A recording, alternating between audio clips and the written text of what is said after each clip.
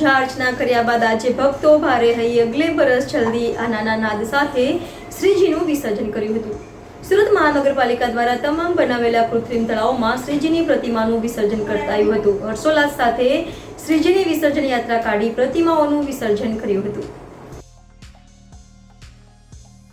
સુરત શહેરમાં વર્ષે 80,000થી વધુ પ્રતિમાઓનું સુરત મહાનગરપાલિકા દ્વારા તૈયાર કરાયેલ કૃત્રિમ તળાવોમાં વિસર્જન કરાયું હતું।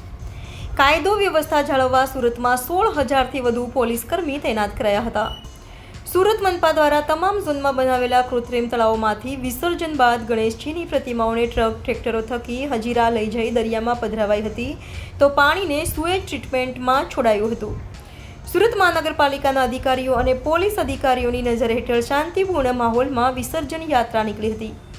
કૃત્રિમ તળાવોમાં સવારે 7 વાગ્યાથી વિનામૂલ્યે વિસર્જન કાર્ય શરૂ કરાયું છે તો કૃત્રિમ તળાવો સિવાય ડુમ્મસ, હજીરા, મગદલના કિનારે, દરિયા કિનારે પણ વિસર્જનની કામગીરી હાથ ધરાઈ હતી।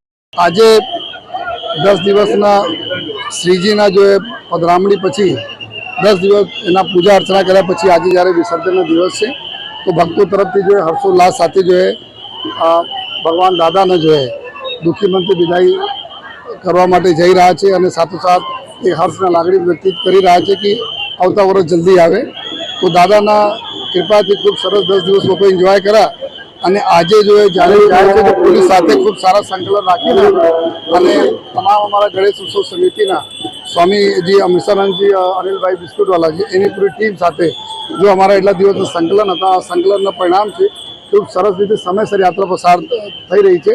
રાત્રે 1:30 વાગ્યાથી પહેલાં ગણપતિજી લાલ ગેટના અહીંયાથી રાજમાર્ગ ઉપરથી નીકળ્યા છે વિસર્જન માટે અને અત્યારે આપ ચારે બાજુ 21 જેટલા અમારા કૃત્રિમ તળાવો અને 3 જેટલા અમારા કુદરતી જો અવાળા છે ત્યાં જો વિસર્જનની પ્રક્રિયા ખૂબ ગયા વર્ષ કરતાં આ વખતે વધારે લોજિસ્ટિકની સાથે જો વધારે ક્રેનો અને બીજા સુવિધાઓ સાથે ચાલી રહી છે।